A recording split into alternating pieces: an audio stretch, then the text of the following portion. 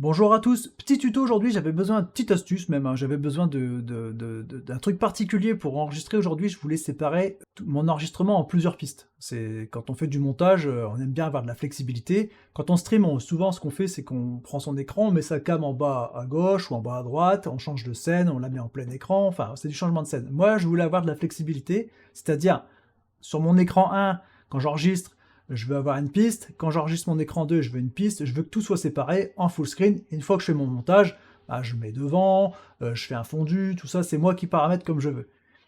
Et bah, j'avais envie de ça, quoi. Et du coup, bah, j'ai cherché, et du coup, vous n'aurez pas besoin de le faire, un petit plugin OBS qui s'appelle Source Record. Et donc, vous allez taper sur Google Source Record. Tac. Vous allez tomber directement sur Source Record d'OBS, vous allez dessus, vous téléchargez le plugin Source Record. On dit merci à ce petit monsieur-là, Andy Lippy. Vous pouvez aller regarder son petit tuto, il est en anglais pour voir d'autres configurations possibles. Quand vous l'avez téléchargé, vous l'installez dans votre dossier d'installation OBS. Alors normalement, il s'installe automatiquement, hein. C'est pas un fichier à copier-coller, à remplacer, c'est un fichier d'install. Sauf que si vous l'avez mis dans un autre dossier que celui de base, il faudra chercher où est-ce que vous l'avez installé et l'installer dedans. Et si vous voulez, vous pouvez faire une petite donation, hein, ça fait toujours plaisir. C'est pas moi, hein, je vous rappelle, c'est pas du tout moi qui. Moi, je fais juste un petit tuto en français.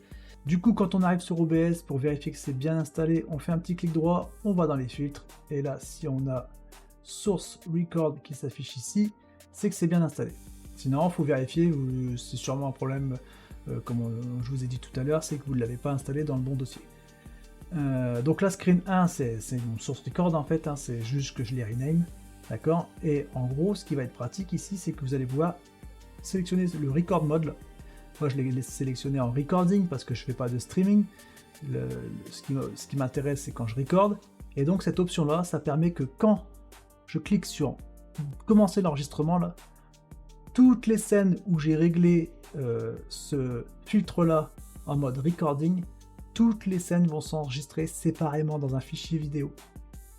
En gros, par exemple, là, ma cam, je l'enregistre en full screen, mais quand vous allez voir la vidéo monter, eh ben, je vais la faire bouger sur l'écran comme je veux. Et ça, c'est parfait pour avoir de la flexibilité de montage.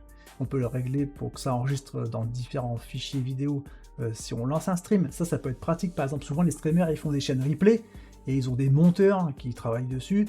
Et en gros, ce qu'ils peuvent faire, c'est qu'ils font leur stream classique, comme d'habitude, où ils ont leur caméra qui est superposée sur leur flux de screen 1 ou leur flux de screen 2, peu importe.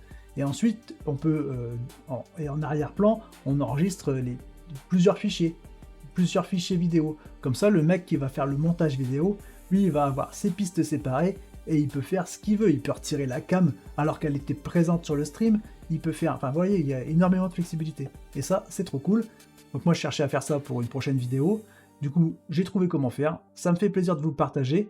N'hésitez pas à liker la vidéo si vous aussi ça vous fait plaisir. Bien sûr, abonnez-vous pour pas manquer les prochains petits trucs comme ça que je trouve par-ci par-là. Et aussi les tutos sur des logiciels d'automatisation, de codage, sur les IA, sur les logiciels de 3D, sur plein de choses. Dès que j'apprends des choses, je vais vous les partager.